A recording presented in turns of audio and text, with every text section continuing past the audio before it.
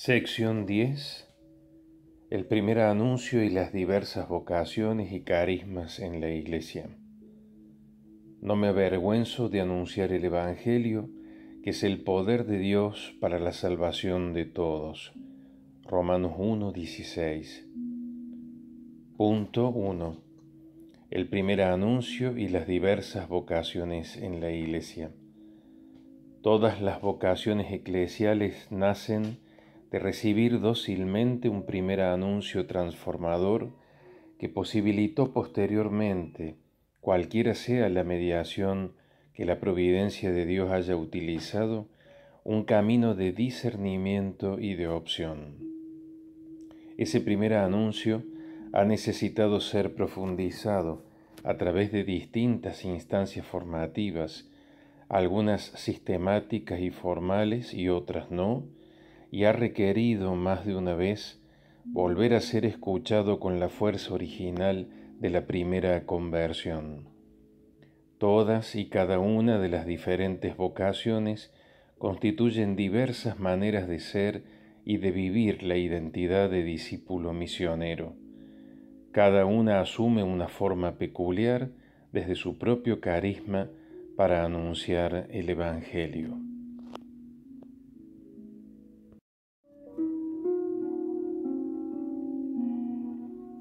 Sección 10.2.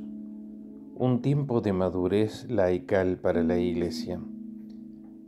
La Iglesia de la Edad Antigua se caracterizó por las comunidades que se congregaban a partir de la experiencia inicial de la fe, las cuales fueron fuertemente testimoniales, algunas hasta el martirio, y misioneras en su expansión por el mundo conocido de entonces. La Iglesia de la Edad Media inició la vida religiosa. La consagración a Dios era el ideal. Anacoretas, cenobitas, órdenes religiosas y congregaciones. La Iglesia de la Edad Moderna asentó la figura de los pastores como jerarcas superiores de la comunidad. Se privilegió a la jerarquía de la Iglesia, término en la actualidad cuestionado por el esquema vertical que conlleva el modelo eclesial. En la Iglesia de entonces el modelo presentaba a la institución como sociedad perfecta.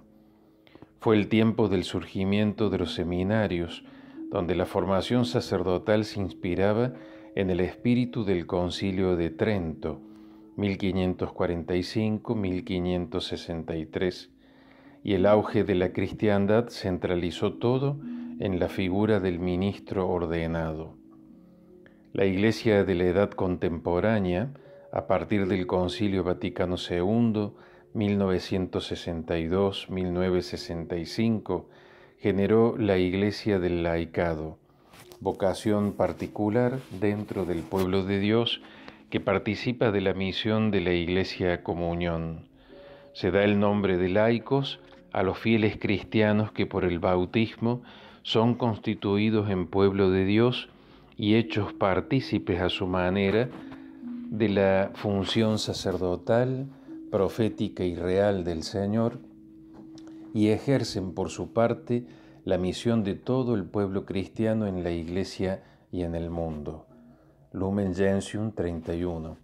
En una gran diversidad de tareas, desde su inserción en la cultura, carácter específicamente secular, que les posibilita estar en el mundo vasto y complejo de la política, de la realidad social y de la economía, como también el de la cultura, de las ciencias y de las artes, de la vida internacional, de los medios de comunicación y otras realidades abiertas a la evangelización, como son el amor, la familia, la educación y el trabajo profesional. Es sabido que el pueblo de Dios está constituido en su mayoría por fieles laicos. Ellos son llamados como agentes y destinatarios de la buena noticia a ejercer en el mundo una tarea evangelizadora indispensable.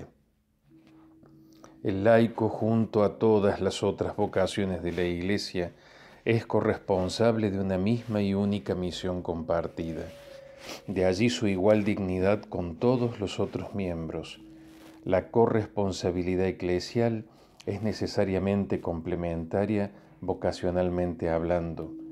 Por derecho propio, el laico ejerce servicios, ministerios, oficios, funciones y carismas dentro de la Iglesia y para los cuales debe ser formado en la dimensión humana, espiritual, pastoral e intelectual, protagonizando un rol activo, especializado y cualificado desde lo vocacional y lo profesional, lo carismático y lo técnico, lo personal y lo comunitario, aportando en el conocimiento, el discernimiento, la experiencia, la gestión, la planificación y la evaluación de los procesos pastorales de los diversos ámbitos y organismos eclesiales y aportando en la construcción de la sociedad.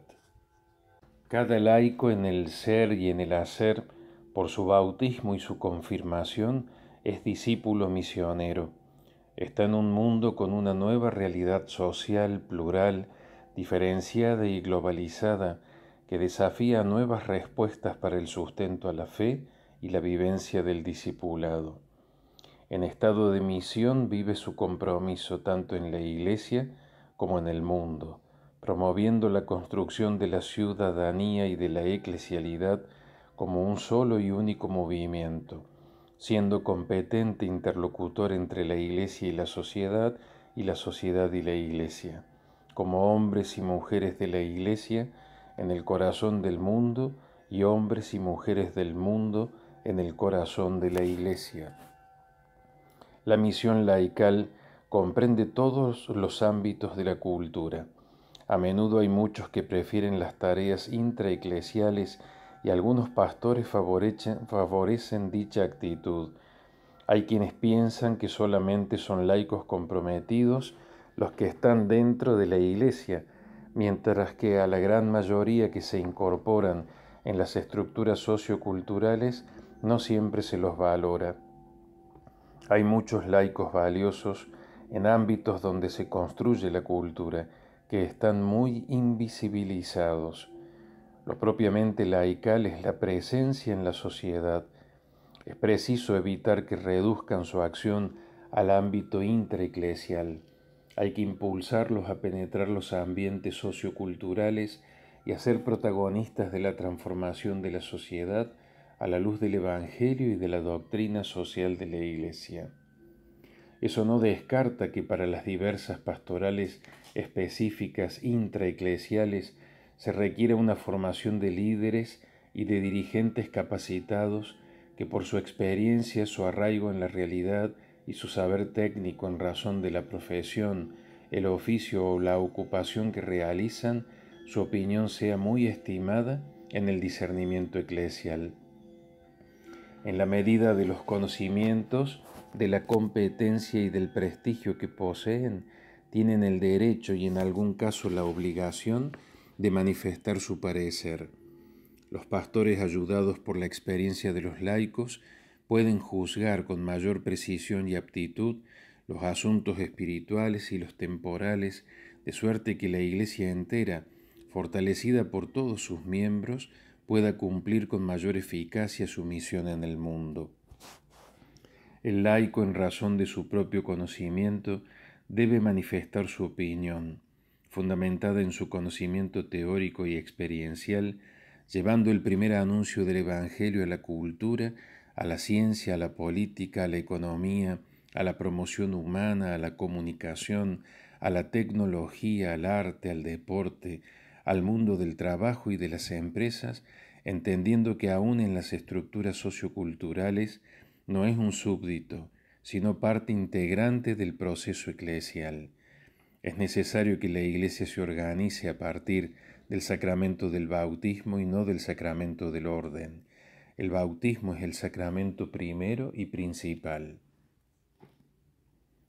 Por lo mismo hay que superar a algunos perfiles laicales, los laicos clericales, los laicos que aparecen solo por motivos sociales en las celebraciones de los sacramentos, los laicos de Pascua y de Navidad, los laicos indiferentes y descomprometidos, los laicos de sacristía, los laicos dueños de la parroquia, etc. Hay que propiciar una identidad laical madura de compromiso social y eclesial, capacitados para la gestión pastoral y misionera, propagadores del primer anuncio.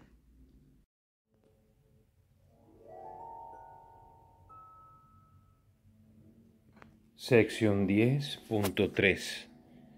Dos amenazas que vulneran la condición y la vocación de los laicos. En esta doble tensión constitutiva de la identidad laical, iglesia-sociedad, existen dos amenazas principales que hay que superar. Reservar un interés tan marcado por los servicios y las tareas eclesiales de tal modo que frecuentemente se ha llegado a una renuncia de sus responsabilidades específicas en el mundo profesional, social, económico, cultural y político, y legitimar la indebida separación entre fe y vida. Lo propio del laicado es su secularidad y su servicio en la sociedad y en la cultura, evangelizando y saneando las estructuras de pecado social. El resurgimiento del clericalismo conspira contra esta secularidad y es una amenaza que hace olvidar que el laico no está principalmente para vivir dentro de la Iglesia, sino para incorporarse a la construcción sociocultural del mundo. Lamentablemente el clericalismo se ha naturalizado y hasta legitimado en cierto estilo eclesial. Es una forma de abuso de poder que requiere de una profunda conversión pastoral. Asume diversas actitudes y comportamientos, ya sea por parte de los pastores que lo propician, como de los laicos que lo asumen acríticamente. Esto favorece la piramidalidad y la centralización en la figura jerárquica, fomentando la subordinación, la falta de adultez y de legítima autonomía de los laicos, buscando la obediencia y en algunos casos la sumisión, aunque a veces se oculte en una supuesta delegación y cooperación. Se observa además un neoclericalismo que se expresa en un cierto carrerismo laical, donde los laicos son más o menos importantes según sus vínculos clericales y su incorporación afectiva a las estructuras de poder de la jerarquía, participando con su obediencia de algunos privilegios. El clericalismo manipula y usa, estableciendo una relación asimétrica de poder, no permitiendo una relación fraterna de comunión, distinción y complementación a partir de la misión compartida. Sofoca las potencialidades del sacerdocio común de los fieles, viviendo un paternalismo sobreprotector, otra forma de abuso de poder que infantiliza la madurez vocacional de la identidad laical. La otra amenaza es el secularismo. No hay que confundir secularidad con secularismo o laicismo. La secularidad es la justa y legítima autonomía de las realidades temporales. Gaudium et Spes 36.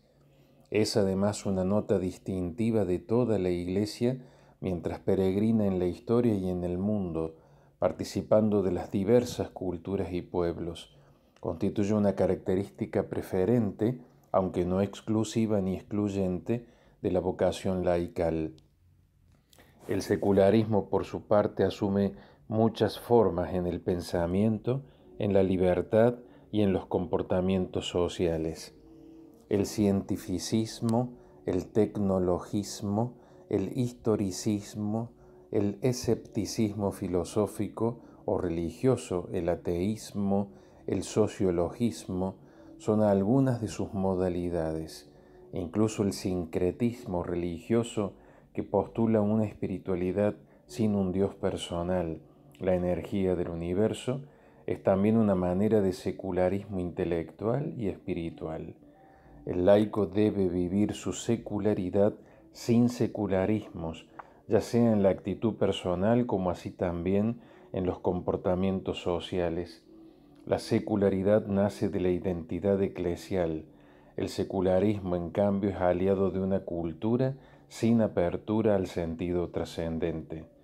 El Papa Francisco une la misionariedad de la Iglesia a la secularidad de la condición laical cuando afirma: quisiera proponerles un binomio que se podría formular así: Iglesia en salida, laicado en salida.